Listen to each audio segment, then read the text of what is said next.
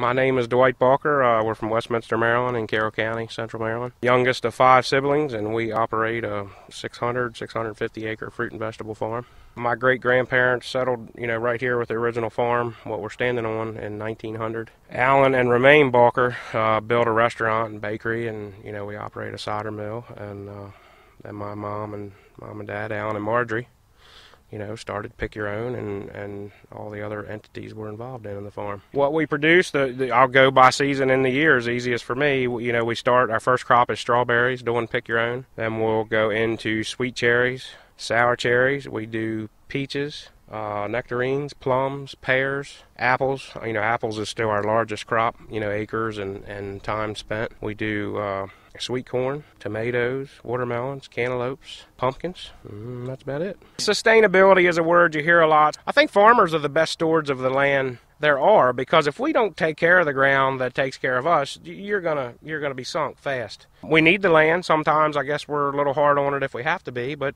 it's because we have to be. We do, all my sweet corn and pumpkins, and that production is what I call strip till, no-till.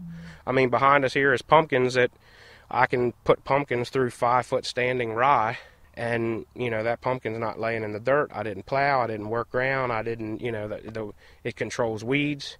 When your pumpkins grow, they're now laying in a nice straw mat. They're not laying in the dirt where they're going to rot. Tree fruit, we're going to more high density, dwarfing root stocks that will hopefully produce a higher quality pack out. When you got a smaller tree, you can manage light better. So instead of having a Fuji tree that 50% pack out for color and quantity, you guys are all apple customers. Nobody's going to take apples all misshapen and poor color. Everybody deserves the best. So smaller rootstocks will hopefully produce a 90% pack out. It all comes down to economics there. What you're working is going to be a more saleable product. And irrigation. This year, like a lot of the past ones, seems to be the norm. It's mud in the spring, and then it just stops, burns up, and you go from, oh my God, we got to get everything planted, to, well, it's planted, now it's burning up. Oh my God, run irrigation. And it's we have like 6 different ponds. We have irrigation. I was installing trickle irrigation in a new orchard block the last 2-3 weeks. We just put in 20 acres of trickle, and it's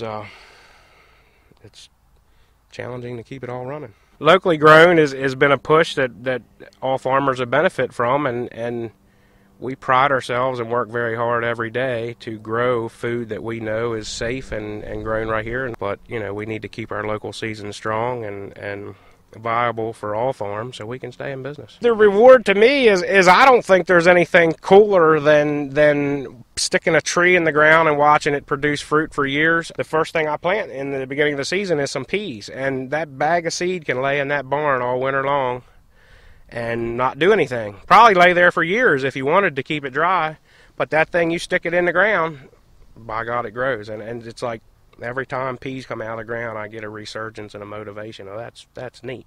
It's all aspects of every business all wrapped into one. Multiple things. You're a businessman, a chemist, a scientist, a plumber, a mechanic, an engineer, a marketer, a manager, and it just keeps you challenged and keeps you motivated. Well, when you haul wagon load of people here and they get off and see this backdrop, for one, just the aha, look at this.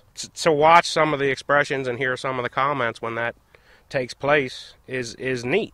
That's as fresh as it gets right off the tree, and it's just really cool to watch everybody experience that.